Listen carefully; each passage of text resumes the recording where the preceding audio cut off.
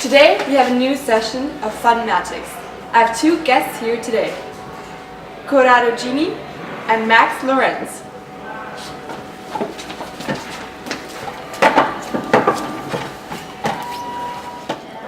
They're here today because our discussion is about income distribution.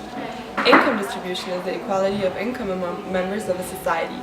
If everyone earned the same, then income distribution would be perfectly equal. On the other hand, if a low percentage earns most of the cumulative income of a country, income inequality is high. I found out that one way to measure wealth is through what I call the Gini coefficient, which is one way to measure how evenly the income or the wealth is distributed. This is defined as a ratio with values between 0 and 1, where 0 corresponds to perfect income equality, everyone having the same income, and 1 corresponds with perfect income inequality, where only one person holds that income. This helps to define the gap between the rich and the poor. The Gini coefficient is calculated as follows. We find out the income of all the people in the country and then express the information as a cumulative percentage of people against the cumulative share of income earned. This is where I continue my research with what I name the Lorenz curve. The Lorenz curve indicates the inequality of income that exists within a country.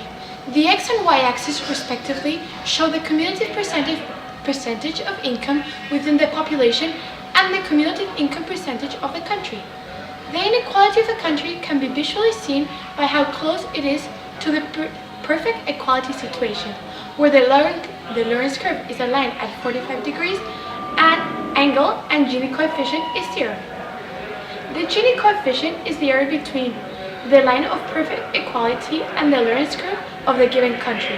The closer the Gini coefficient gets to 1, the higher inequality is distribution of income. So, Gini and Lorenz, what do we even use this for? This measurement of the Lorenz and the Gini coefficient can be used to compare the existent inequality within a country and compare to different countries, but also to compare the development of inequality in a country over a certain period of time. So, to contrast, this mathematical calculation can measure the development within a country. Therefore, we can use it to compare the development of specific countries, especially with LEDCs. Thank you so much, Mr. Gini and Mr. Lorenz, for joining us today. Thank you. Next, we introduce our mathematical aspect of the income distribution with Ms. Ma.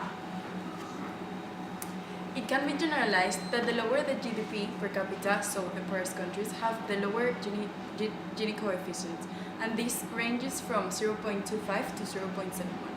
Whereas the countries with high GDP, so the richer countries, have most commonly the Gini coefficients under 0.4. We went out on the street and asked 10 random people for their income and used these results to create an equation using the trapezium formula. We first calculated the percentage, then moved on to calculating the cumulative income over the entire world, and with both results we were able to go for the representation and the area between both curves that results and stands for the Gini coefficient. So where are you from? I'm from Chile. Chile. Okay. Do you know that Chile Gini coefficient of 0.46? Chile has one of the highest Gini coefficients, meaning that the income inequality is very high in the country.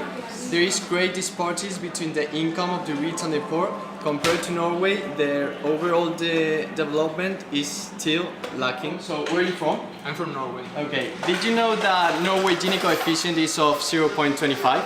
Norway has one of the lowest Gini coefficient when it comes to income distribution. This means that the distribution in their population is very even. Norway is a developed country where the citizens are given the same opportunities. Education is free and provided to everyone, with the lowest wage being for McDonald's a worker for 14 euros.